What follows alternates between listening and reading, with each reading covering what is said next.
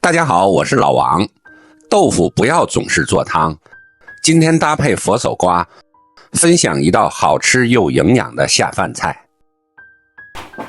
把洗干净的佛手瓜用削皮刀去皮，这样就不会影响这道菜的口感。佛手瓜营养十分丰富，叶酸的含量是苹果的15倍，另外含有丰富的膳食纤维以及多种矿物质。把所有的佛手瓜处理成视频中，这样就可以了。现在我们简单的改下刀，首先对半切开，把里面的瓜子给处理干净，再斜刀切成1分为2，这样切出来的片儿比较漂亮，看着也有食欲。接下来切成厚薄均匀的片儿，不要切得太薄，因为佛手瓜的水分大，如果切得太薄的话，炒出来会发软不脆，那样吃起来口感不好。我们尽可能的切得均匀一些，使其在后续的烹饪过程中成熟度一致。厚度像这样，大概和硬币差不多。全部切好后，放在大一点的碗中。接下来往佛手瓜里加入一些食用盐，加入盐可以去除佛手瓜里的苦涩味。搅拌均匀，腌制10分钟左右。把豆腐从中间划开，然后改刀切成厚一些的片儿，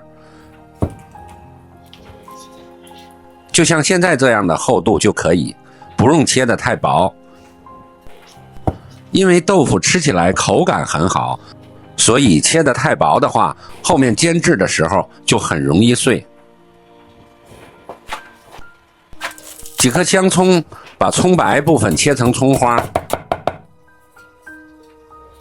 切好后放入小碗中。准备几粒去皮的大蒜，先拍碎，更容易出味儿。再切成末，切好后和葱花放在一起。喜欢吃辣的朋友可以放几个小米椒，不喜欢辣可以不放。顶刀切成椒圈，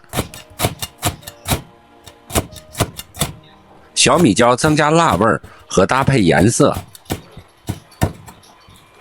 全部切好后，和葱花、蒜末放在一起备用。现在我们把葱绿部分切碎，放在另一个碗中备用。再准备一个小碗，碗中放入玉米淀粉，加入少许的清水，我们调制一个简单的芡汁，最后出锅的时候会用到。现在佛手瓜已经腌制好了，接下来往里面加入清水，把表面的盐分冲洗干净。用食盐腌制过的佛手瓜去除了青涩味，吃起来更爽脆，也增加了清甜的口感。现在控干水分，放在盘中备用。起锅烧油，锅中放一点食用盐，避免粘锅，同时也先入一些底味。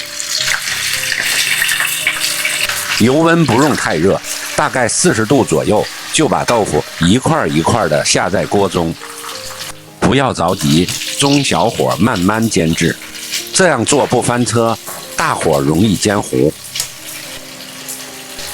大约煎2分钟左右，看到底部金黄色了，我们就翻过来煎另外一面。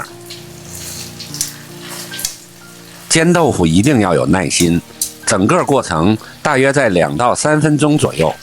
豆腐的2面都煎制成像这样的金黄色，就可以出锅备用了。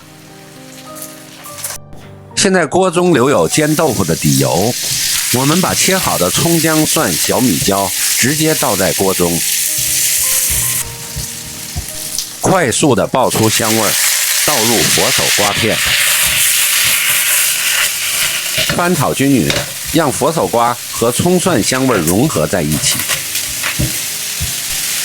烹入一些料酒，加1勺生抽，来一点食用盐，加白胡椒粉调味，再加少许白糖，让味道更有层次。翻炒均匀后，加入小半碗的清水，增加一些汤汁，是为了豆腐吸足汤汁的味道。现在把煎好的豆腐直接倒在锅中，使豆腐吸饱汤汁，味道更醇厚。